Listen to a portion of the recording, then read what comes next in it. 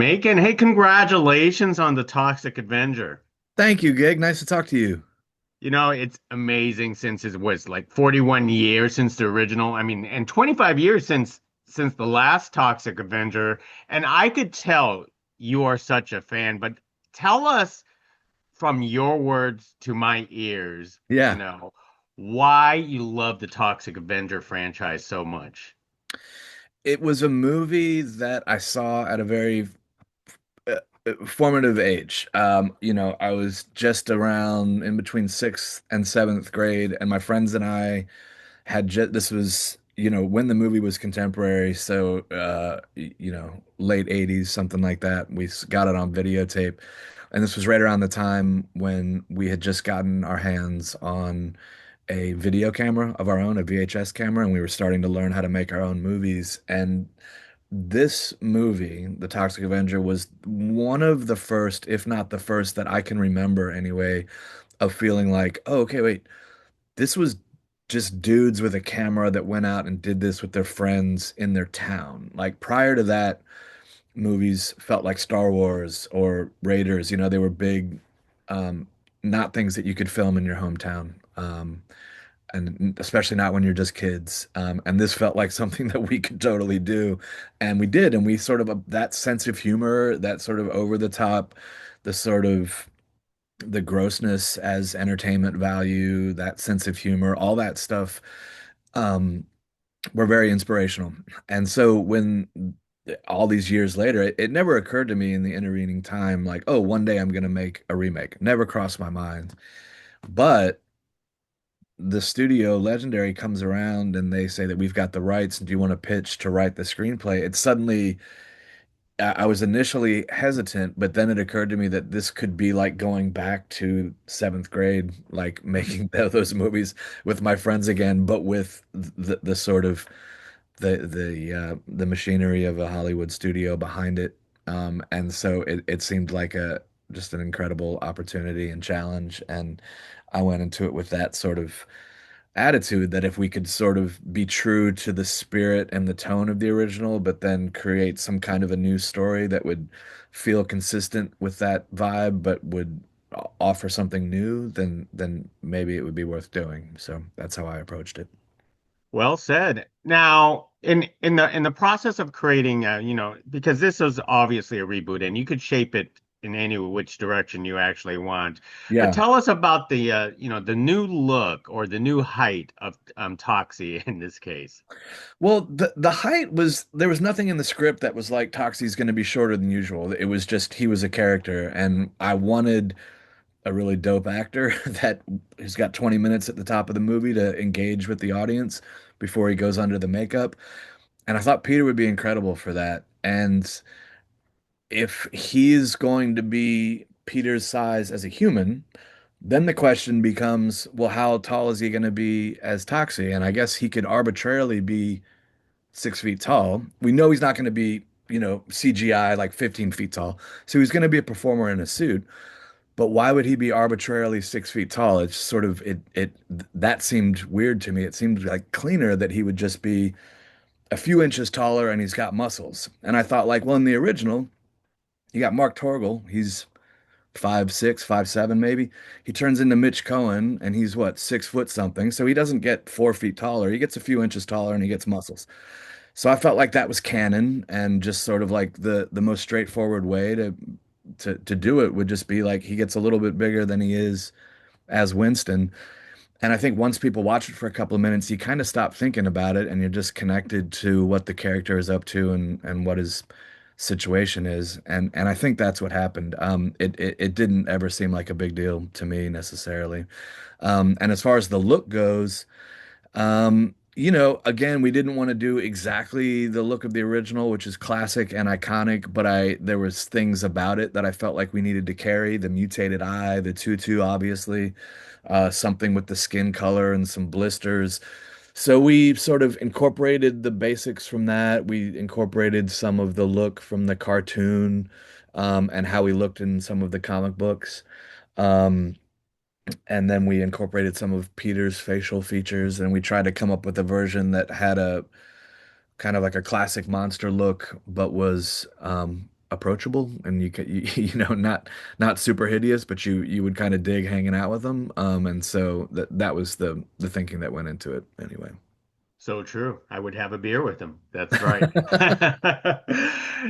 Now, I love the fact that you kept with the 80s tradition of keeping things practical. Can you talk about keeping it practical, not getting into that CGI trap and trying to s stick around with that hard R of brutality?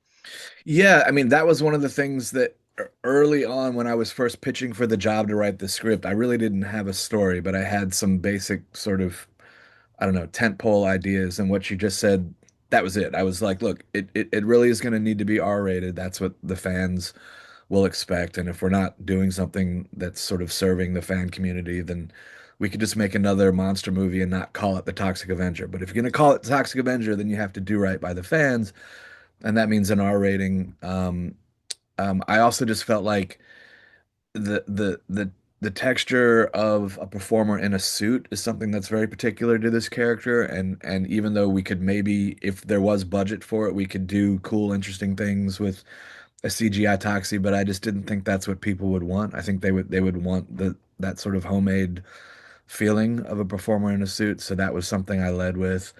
Um, we definitely did a bit of CG for some of the gore here and there, and some of that had to do with budget, what we could do, you know, how many resets you can do in a day, and sometimes you do that. But for the actual character of Toxie himself, it felt really important that that be a performer in a suit. And it turns out that the executive that I was pitching to was a hardcore trauma fan. And so that's exactly what I didn't know it at the time, but that's what they wanted to hear, and that's what they were interested in, and that's what they were receptive to. And so it sort of, um, it was a pretty easy collaboration from that standpoint. It wasn't like having to convince people that it needed to be this or that.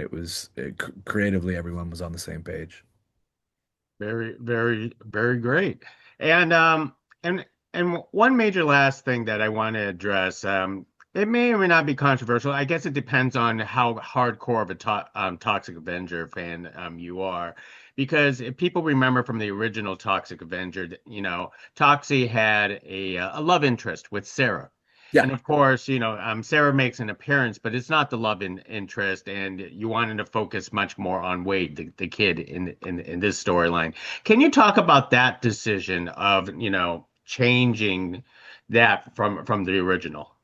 Yeah, it was just sort of trying to think about like how much to redo, like meaning like do the same choices, and how much to offer something fresh. Because if what people really, really need is a Toxie falling in love story, then like the original is there, and like I'm not sure that we're gonna outdo that. And so you know you got to have a guy falling into toxic waste. You know he's gonna get some muscles. He's probably gonna have a mop. There's certain things that you do kind of have to do.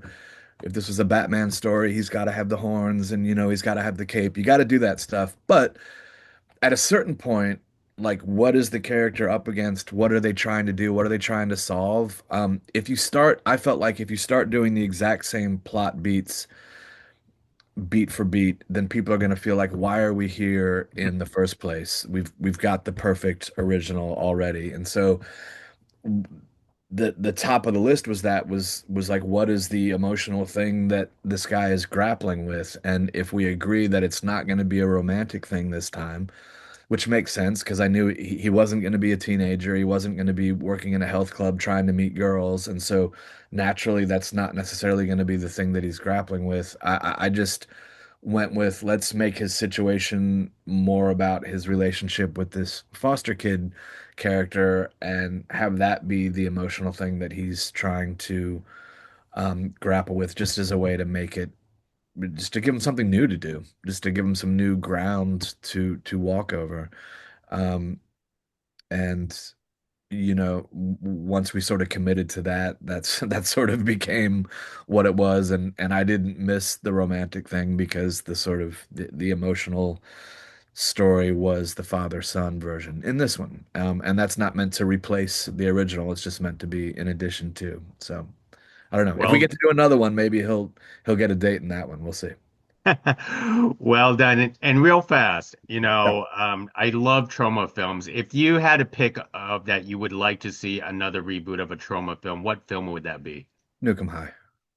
Yeah, Nukem High. That is a terrific one. I always wanted to see Attack of the Killer Condom. Like how would that go in Yeah, today's yeah. age? I mean, any one of them would be special, but we baked in some Nukem High references into this one just to sort of lay the groundwork. We'll see. We'll see. Well, Macon, thank you very much for speaking to us about the Toxic Avenger. A Thank you, lot of Jake. people will get to watch it like how it was originally watched back in their home theaters, and that's what they can As it do. should be, as it should be. Thank you very much. All right, thanks, man.